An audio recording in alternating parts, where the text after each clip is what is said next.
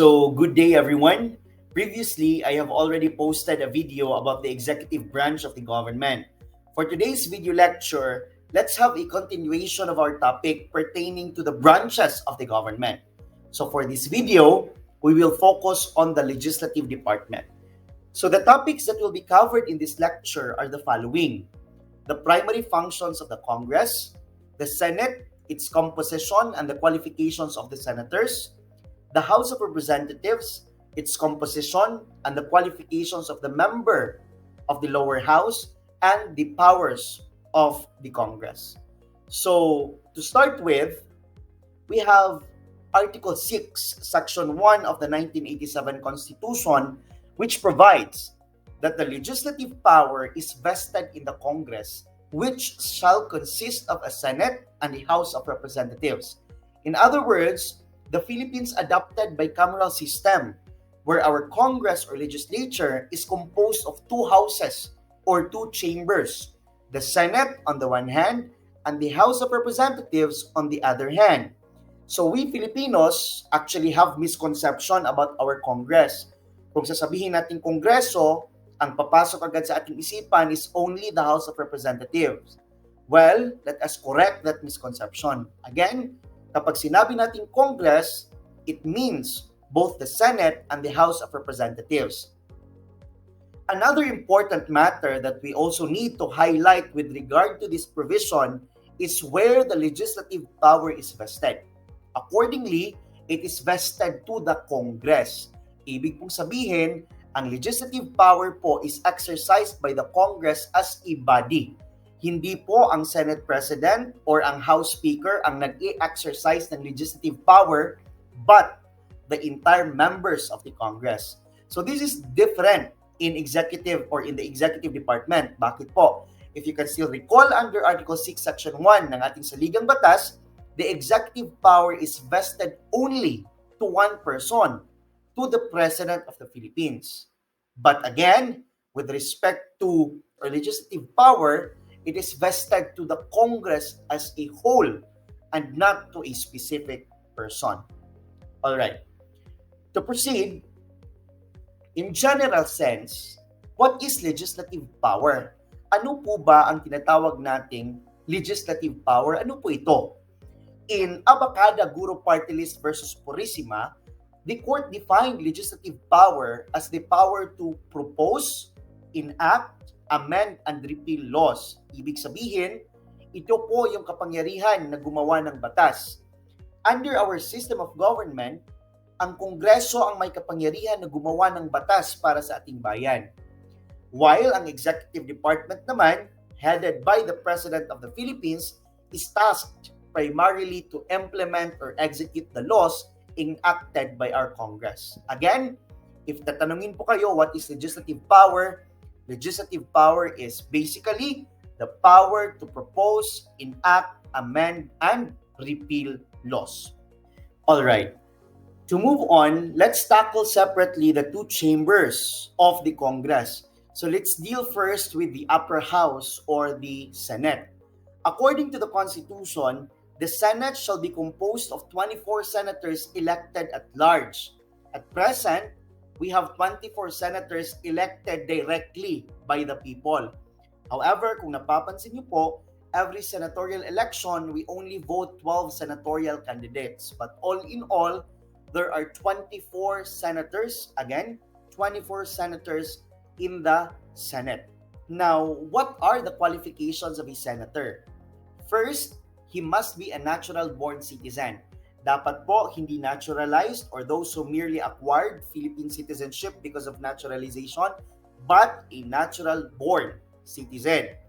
Second, at least 35 years of age on the day of the election. So if you are still 34 years old at the time of the filing of your certificate of candidacy, that is okay. You will not be disqualified, provided that you will turn 35 years old on the day of the election. So what matters, therefore, is not your age at the time of the filing of COC, but your age on the day of the election. Third, he must be able to read and write.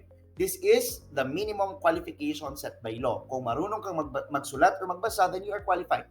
educational attainment is not constitutionally mandated. Fourth qualification, he must be a registered voter.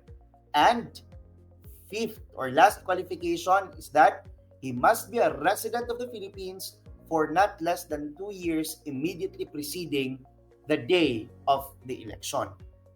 Now, we have the lower house or the House of Representatives. Under Article 6, Section 5, Paragraph 1 of the 1987 Constitution, the House of Representatives is composed of 250 members unless otherwise fixed by law. At present, we have 300 plus members of the House of Representatives. Unlike in the Senate, the House of Representatives is composed of district representatives and party list representatives. Ang district representatives po, sila po yung binoto natin in our respective legislative districts. On the other hand, ang party list representative naman po ay yung mga binoto natin na registered national, regional, and sectoral parties organization. Don't worry, I will make a separate discussion about the party list system in the Philippines. Alright. Senators and the members of the House of Representatives have different qualifications. So if you're planning to run as member of the House of Representatives, you must possess the following qualifications. First, you must be a natural-born citizen. Second, you must be at least 25 years of age on the day of the election. If senator, 35 years old. But if members of the lower house, 25 years old. Third, you must be able to read and write. Fourth, you must be a registered voter in the district in which you shall be elected. If senator, at least a registered voter anywhere in the Philippines. But if members of the lower house, it must be in the district which he shall be elected. And finally, a resident in the district in which you shall be elected for a period of not less than 1 year immediately preceding the day of the election. So, ladies and gentlemen, those are basically the qualifications of the senators and members of the House of Representatives. Now, let's move forward to the powers of the Congress. Please take note that under our Constitution, there are powers strictly reserved only in the Senate and also in the House of Representatives.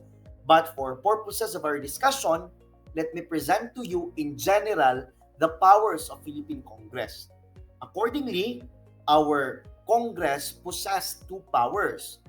The legislative power, which refers to the powers related to the nature of legislative function, and the non-legislative power, or which refers to those powers or other powers or functions conferred by the Constitution.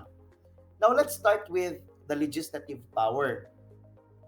The following are the legislative powers exercised by the Philippine Congress. Number one, the general plenary power. So the general plenary power of the Philippine Congress refers to the broad legislative authority granted to the legislative branch of the government. So it encompasses a wide range of legislative functions and prerogatives that Congress can exercise in crafting laws and shaping public policy. Number two, the power of appropriation. So this power is sometimes referred to as the power of the purse. So this power refers to the authority of the Congress to allocate and authorize the disbursement of public funds for the operation of the government, implementation of programs, and provision of public services. The power of appropriation plays a crucial role in our fiscal governance. Third, we have the power of taxation and the power of expropriation.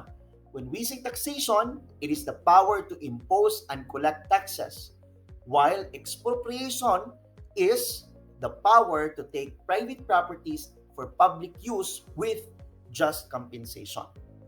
Now, the fourth power is the legislative investigation. Ito yung mga inquiries or investigations conducted by Congress in aid of legislation. And fifth, we have question hour. Sa kapangyarihang ito, the head of a department of the executive or the cabinet members may be requested by Congress to appear and answer questions pertaining to their department. So this power is commonly known as the oversight function of Congress. Alright, let's now move on to the second power of the Congress or nature of the powers of Congress, which is the non-legislative powers. So these non-legislative powers of the Philippine Congress allows it to fulfill its role as a co-equal and independent branch of government, providing checks and balances on the executive and judicial branches while ensuring accountability and also safeguarding the democratic principles of the country. So what are these non-legislative powers? Number one, we have the canvass of the presidential elections. So our Congress is tasked with the non-legislative power of canvassing the votes in the presidential and vice presidential elections. This process involves examining the certificates of canvass from different provinces, cities, and municipalities, and determining the final official results in the presidential and also vice presidential elections. Number two, the declaration of the existence of a state of war. So under our Constitution, it is not the President that declares the existence of war, but rather the power, the sole power to declare the existence of a state of war is vested to the Congress. Third, non-legislative power is the power to confirm amnesties and presidential appointments. So our Congress, specifically the Commission on Appointments, the CA, which is composed mainly of the members from both the Senate and House of Representatives, has the power to confirm appointments made by the President. So this includes the high-ranking officials like the cabinet members, ambassadors, and other presidential appointees, which requires the confirmation by the CA. Additionally, the Congress also has the power to concur with the amnesties granted by the President. Now, the fourth non-legislative power of the Congress is the amendment or revision of the Constitution. So our Congress has the power to propose amendments or revisions to the Constitution. They have the discretion to either act as a constituent assembly, meaning they themselves will craft the proposed amendments or revisions of the Constitution, or have a constitutional convention where we elect delegates who will draft the proposed changes of the Constitution. And finally, we have the impeachment. So the Philippine Congress has the power to impeach and remove high-ranking officials like the President, the Vice President, and the members of the judiciary. So in the impeachment process, the House of Representatives initiates the impeachment proceedings by filing the articles of impeachment, while the Senate acts as the impeachment court. Congress, it being one of the branches of the government, plays a central role in our democratic system of government.